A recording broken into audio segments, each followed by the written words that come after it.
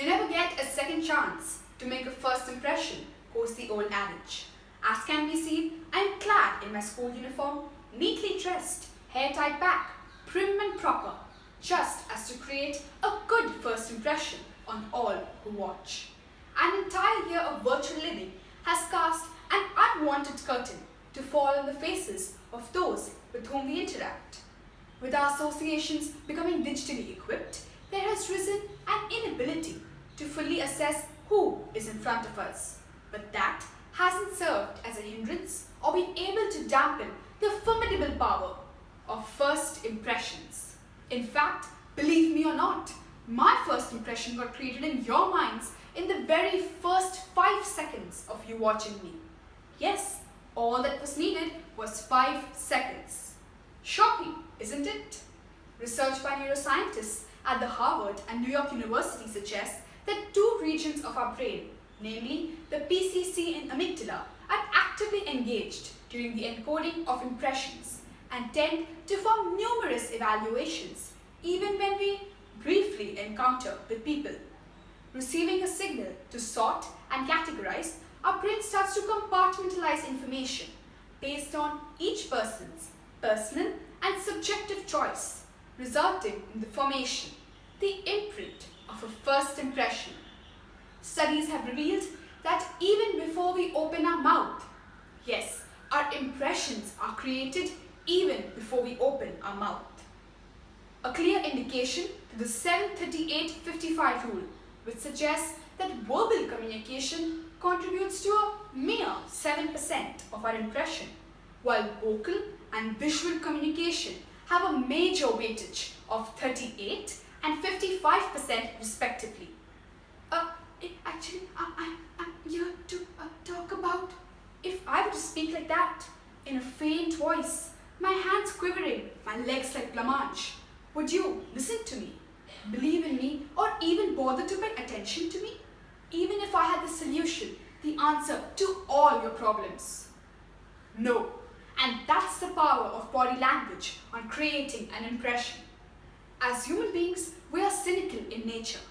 And however pragmatic or optimistic our thinking may be, our mind automatically tends to think in the opposite manner.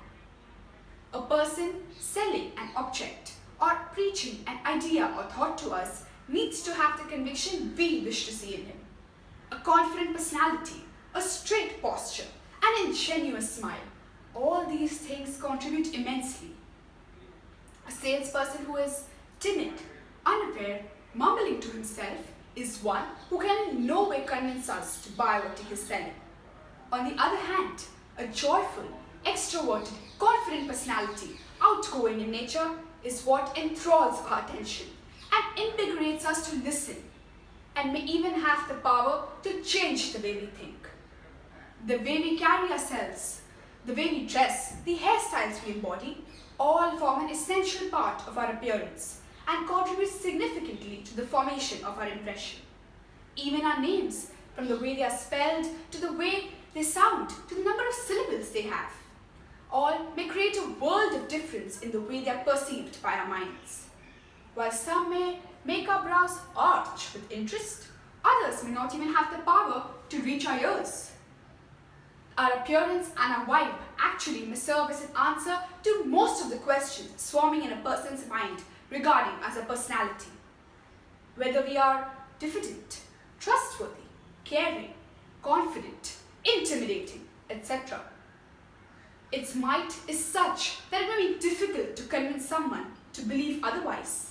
In fact, it is said that the weight of a first impression is so strong and mighty that its wave may even have the power of being as destructive as a tsunami. Or its intensity may be such that it may serve as a source of fuel to fuel other things constructively. To conclude, let's give the people around us and ourselves a chance to change the way we think, so that next time a person walking by us or across our virtual meet is not ignored by us just because he is short or he seems unintelligent and scared, because he may be someone who may share the same interests as us, may have the same aspirations as us, or one who we can find a confidant in. Let's stop judging people by the way we think they are, and rather Give them a moment, a chance. Allow them to show us who they are. Let them project their personality. Thank you.